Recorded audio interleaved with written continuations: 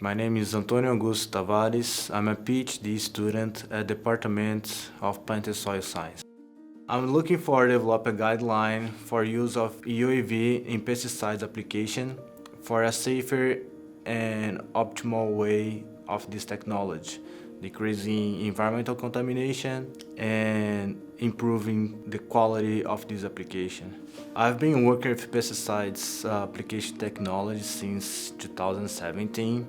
UAV just show up as a new exciting technology for me where we can make it farmers' life much easier and at the same time that it decrease the use of pesticides by spot application.